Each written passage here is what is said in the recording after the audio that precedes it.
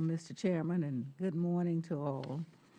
I want to particularly welcome our witnesses and a former chair that I previously served with, and I look forward to all of the testimony.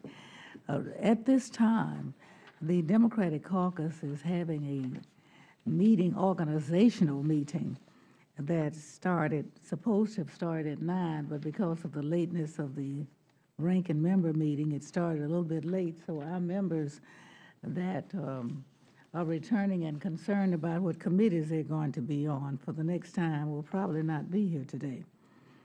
Today's hearing is an important one for the committee because NASA is a critical part of the nation's research and development enterprise, as well as being a source of inspiration for our young people and the worldwide symbol of American technological powers, leadership, and goodwill.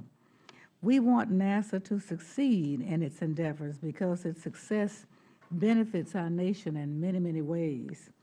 In establishing NASA through the Space Act of 1958, Congress directed the agency to contribute materially to the preservation of the role of the United States as a leader in the aeronautical and space science and technology, and in the application thereof to the conduct of peaceful activities within and outside the atmosphere. Successive NASA authorization acts over the years have stressed the need for a balanced program of science, aeronautics, technological research, and human space flight and exploration.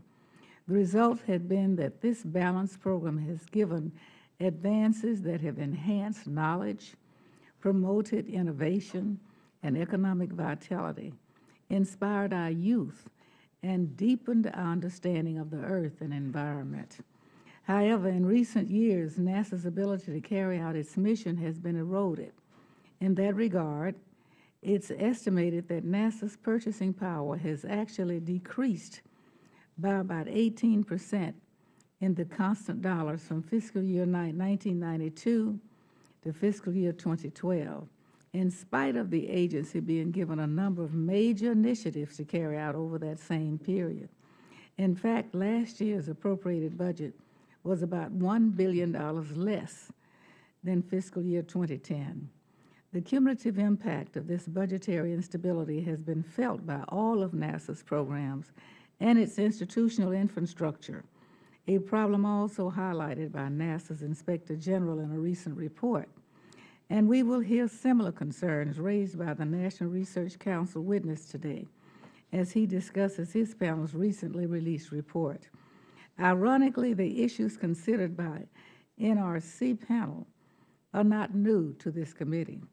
We've heard them raised in one form or another in both this and previous Congresses. I hope that the findings of the NRC's panel assessment will encourage both the administration and the Congress to put NASA on a firmer footing and to recognize NASA for the national asset it is. While NASA's programs are funded as part of the federal domestic discretionary budget, we should not forget that those programs are long-term R&D undertakings, and they can't just be turned on and off whenever we have a short-term fiscal issue needing attention, not if we want them to be successful, and not if we want to maintain our commitment to the dedicated workforce that is trying to bring them to fruition. That is a challenge, and we are going to face in the coming months and years as we work to put the nation's financial house in order. Because we forget at our peril the hard reality that investments in R&D and innovation, such as in programs and projects carried out by NASA, are just that, investments. Investments in our nation's future and in the future of our children. It may only be in retrospect that we will learn the true cost of walking away from investments in R&D agencies such as NASA. But I firmly believe that those costs will be high and long-lasting if we go down such a destructive path.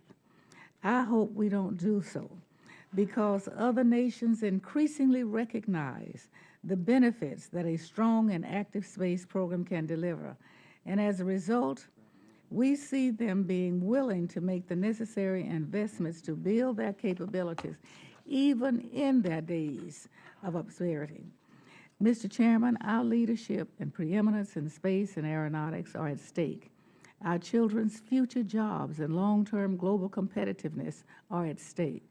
Resting on our laurels from prior accomplishments is not an option, whether in science, aeronautics, or human exploration.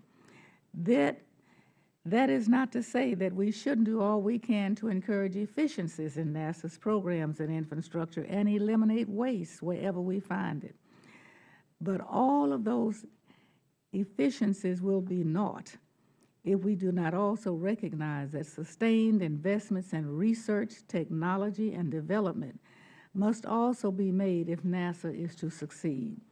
Mr. Chairman, before I conclude my remarks, allowed me to take a moment to thank Mr. Costello and Ms. Woosley, Mr. Miller, and Mr. Clark for their service to our nation. Each of them will be departing the House of Representatives at the completion of the 112th Congress, and I want to wish them well. They have been thoughtful, hard-working members of our committee caucus, and I shall miss them. And with that, I yield back to balance of my time.